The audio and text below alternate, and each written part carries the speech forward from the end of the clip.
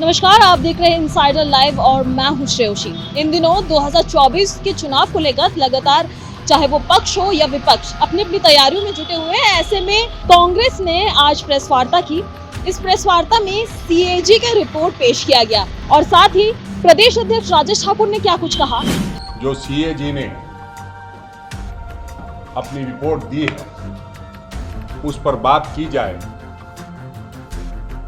दुख के साथ कहना पड़ता है कि जिस सीएजी की रिपोर्ट को 2013-14 में इतना महत्व दिया जा रहा था मीडिया के साथियों के द्वारा, वो महत्व अब नहीं दिया जा रहा है। तो आपके माध्यम से लोगों का ध्यान आकृष्ट कराना चाहूँगा और इस बात के साथ अपनी बात की शुरुआत करूँगा कि सीएजी रिपोर्ट के अनुसार एनडीए की सरकार में हो रहा भ्रष्टाचार। सीएजी ने मोदी सरकार के कई घोटालों का पर्दाफाश किया है, जिसमें 7-8 मुख्य हैं। Bharat Mala project, Dwarka expressway, Ayushman Bharat, Ayodhya development project, toll में लूट, HAL पर विमान इंजन की डिजाइन प्रोडक्शन में खामियों पर का गंभीर आरोप, ग्रामीण विकास मंत्रालय ने जो वृद्ध और विकलांग विद्या पेंशन योजनाओं का पैसा जो है अपना चेहरा चमकाने में लगाया है, उसी संदर्भ में विस्तार से कहूं तो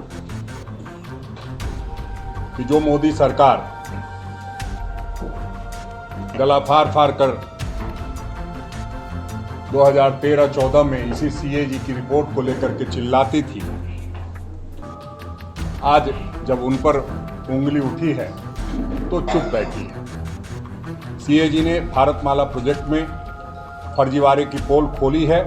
सड़क की लागत में लगभग 100% की वृद्धि का भी खुलासा हुआ है। इस प्रोजेक्ट के फंड की अनुमति आर्थिक मामलों संबंधी जो कैबिनेट की कमेटी होती है CCEA, जिसकी अध्यक्षता स्वयं प्रधानमंत्री करते हैं, इस परियोजना में CCEA ने मंजूरी दी थी 5,35,000 करोड़ रुपए की लागत पर 34,800 किलोमीटर सड़क बनाने के लिए, लेकिन असल में ठेका 26,316 किलोमीटर राजमार्गों का ही दिया गया, जिसकी स्वीकृत लागत 8,46,588 करोड़ रुपए थी। सीएजी ने बोली प्रक्रिया में भी अनियमितताओं को उजागर किया है। सफल बोलीदाताओं ने टेंडर की शर्त भी पूरी नहीं की। फर्जी दस्तावेज के आधार पर चयन हो गया। विस्तृत परियोजना रिपोर्ट के बिना आवंटित हुआ। एस्क्रो अकाउंट से 3598.52 करोड़ रुपए के आसपास फंड का डायवर्सन हुआ और कई जगहों पर सेफ्टी कंसल्टेंट तक नहीं रखे गए। सड़क पर चलते हुए आप खुद अपनी जान माल के लिए जिम्मेदार हैं। ये काम सरकार का नहीं है जो आप जब कोई दुर्घटना घटती है तब कहा जाता है। द्वारका एक्सप्रेस में इसी तरह की बात सामने आई है। सीएजी की रिपोर्ट है, ये कोई हमारी बनाई हुई रिपोर्ट नहीं है। सीएजी की रिपोर्ट में कैसे स्वीकृत लागत 18 करोड़ रुपए प्रति किलोमीटर की थी, उसको 250 करोड़ रुपए प्रति किलोमीटर पहुंच गई। तो इसका मतलब ये हुआ कि 14 गुना उसके लागत में वृद्धि हुई।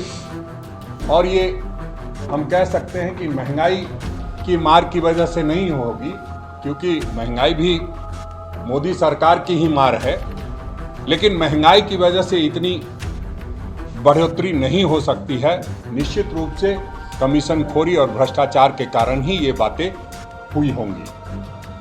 टोल में लूट आप देख रहे होंगे किस तरह से व्यवहार किया जाता है पैसे को लूटने के लिए। वो किसी से छुपा नहीं है और उसका नतीजा ये सामने आया है कि NHAI ने गलत तरीके से CAG ने कहा है कि 132 करोड़ रुपए की वसूली की है। अयोध्या डेवलपमेंट प्रोजेक्ट में ठेकेदारों को अनुचित लाभ पहुंचाने का घोटाला भी उजागर किया है। अयोध्या डेवलपमेंट प्रोजेक्ट में ठेकेदारों के गले में 19.73 करोड़ का अनुचित लाभ पहुंचाने का घोटाला भी सामने आया है। कार्यान्वयन एजेंसी अर्थात उत्तर प्रदेश राजकीय निर्माण निगम ने ठेकेदारों की नियुक्ति के वक्त परफॉर्मेंस जो गारंटी का जो पूरा पैसा तक नहीं जमा किया गया, बावजूद उन्हें ठेका दिया गया। जिन ठेकेदारों का रजिस्ट्रेशन रद्द हो गया था उनको भी GST का भुगतान किया गया। यहां तक कि सिंचाई विभाग ने ठेकेदारों के द्वारा प्रस्तावित दरों का तुलनात्मक विश्लेषण भी नहीं किया।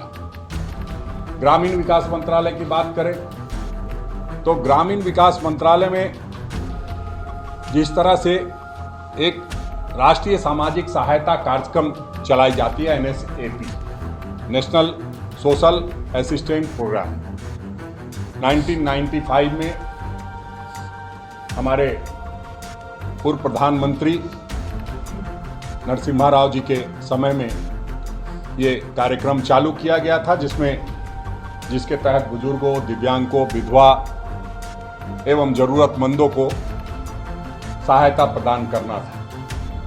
लेकिन इस कार्यक्रम में भी गड़बड़ी की गई और इस कार्यक्रम के में से 57.45 लाख रुपए निकालकर प्रधानमंत्री जी ने अपने चेहरे को चमकाने में लगा दिया, या यूं कहिए दीनदयाल उपाध्याय जी और प्रधानमंत्री जी अपने चेहरे को चमकाने में विज्ञापन के माध्यम से खर्च कर दिया।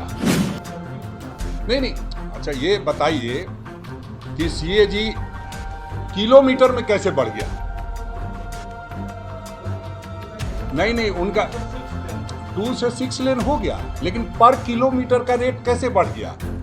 वो तो आज तक वाले थे, इसलिए उनको समझा के चले गए होंगे। हो सकता है कॉन्क्लेव में बहुत सारी बातें नहीं की जाती है, तो इसलिए उन्होंने कोई बात कही होगी, मैं उस पर इनकार नहीं करता हूं, लेकिन मैं जानता हूं कि इसमें भ्रष्टाचार हुआ है और जब आदमी भ्रष्टाचार करता है तो उसकी सफाई देता है। और निश्चित रूप से सभी चैनल वाले, कोई भी मंत्रीगण हो, जब आप कोई कॉन्क्लेव करते हैं और कोई बात कहता है तो उस पर बहस नहीं होती है।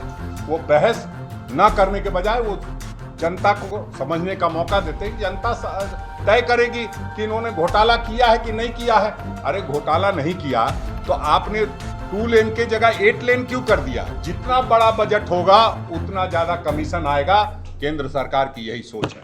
वीडियो देखने के लिए लाइक करें, सब्सक्राइब करें, साथ ही बेल आइकन दबाना न भूलें।